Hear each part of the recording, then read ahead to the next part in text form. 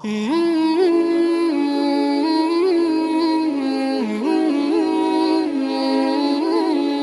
اگر جناب سید الشہداء کی ذریعہ مقدس سے کسی کو شفا مل جائے، کسی کو کوئی معجزہ نظر آ جائے تو تعجب نہ کرنا، یہ روح اللہ کا وارث ہے، یہ روح اللہ کا وارث ہے۔ اب اگر جناب سید الشہداء کے ذریعے مقدس سے معجزات صادر ہوں تو تعجب کی بات نہیں ہے، کیونکہ یہ وارث عیسیٰ ہے۔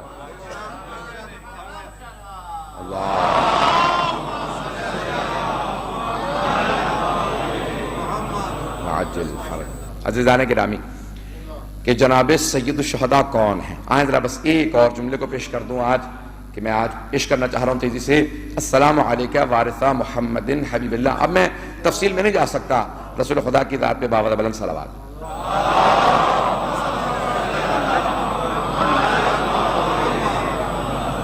السلام علیکہ وارثہ محمد حبیب اللہ۔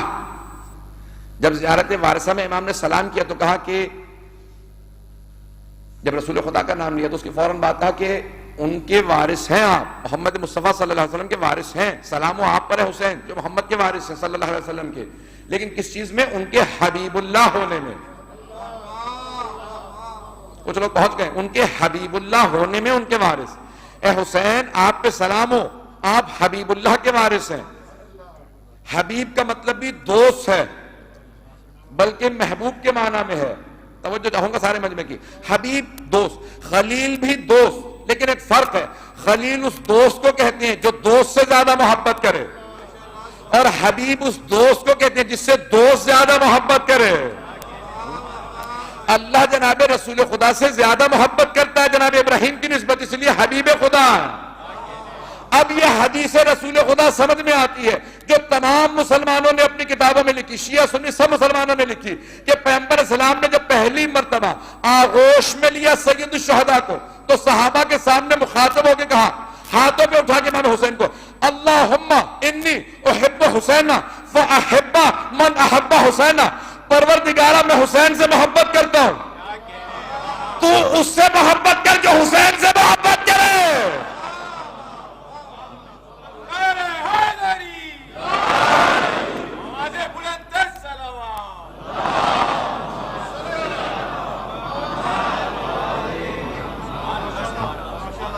جو محبوب خدا کا محبوب ہو اسے حسین کہتے ہیں، جس سے حبیب خدا اتنی محبت کریں۔ حبیب خدا، عزیزان گرامی، محبوب خدا جناب ختمی مرتبہ حبیب اللہ ہیں۔ امام صادق نے جب الفاظ یاد کیے تو فوراً کہا کہ حبیب اللہ، رسول خدا کے حبیب اللہ ہونے میں ان کے وارث، آپ وارث ہیں ان کی اس محبت کے جو پروردگار نے انہیں دی ہے۔ اگر کوئی وارث ہے عزیزان گرامی، اسی لیے سمجھ میں آتا ہے نا یہ سارے انبیاء کی ارواح میدان کربلا میں کیوں آ گئی تھی اور آ کے آفرین کہہ رہی تھی۔ اور جانتے کہ کس شہید نے آواز دے کے کہا تھا جناب سید الشہداء سے کہ اب رسول خدا آ گئے ہیں؟ یوں تو جناب سید الشہداء نے تمام شہداء کو ان کا مقام دکھا دیا تھا شب عاشور، کہ جنت میں کس کا مقام کیا ہے۔ صرف وہ جو شب عاشور پہنچے نہیں تھے جیسے ہور،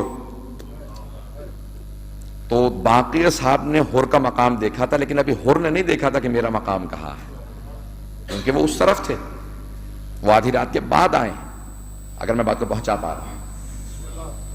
تو عزیزان گرامی، ایک صرف شہید کربلا ہے جس نے سید الشہداء کو مدد کے لیے نہیں بلایا، ہر شہید کربلا نے امام حسین کو مدد کے لیے بلایا ہے، حتیٰ حضرت عباس نے بلایا۔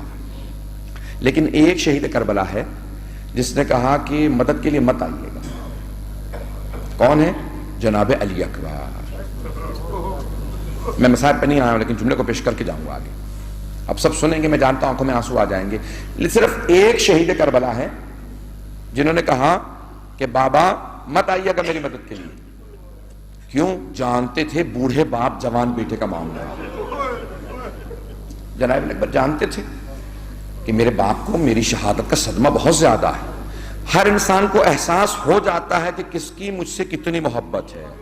تو اب جناب علی اکبر سمجھتے تھے کہ میرے بابا کے لیے بہت مشکل ہے میرے لاشے پہ آنا، تو صرف واحد شہید کربلا ہیں جنہوں نے روکا، کہا بابا مت آئیے گا میرے لاشے پہ، میرے جد رسول خدا پہنچ گئے، میرے دادا علی مرتضیٰ بھی میرے سرحانے موجود ہیں. یہ الفاظ ہے جناب اکبر کے جو تمام مقاتل میں آئے. کہا دونوں اس وقت میرے سرحانے موجود ہے، کسی نے مجھے ایک طرف سے تھاما ہے، کسی نے دوسری طرف سے تھاما ہے. کب آئے رسول خدا؟ جب جناب علی اکبر کا لاشا گرا تو اب خود رسول خدا آ کے سلام کرے حسین. اب نانا بھی سلام کر رہے ہیں. اے حسین آپ کے نانا آپ کو سلام کرتے ہیں. کون ہیں آپ حسین؟ کہ جن کے ماں باپ انہیں سلام کریں.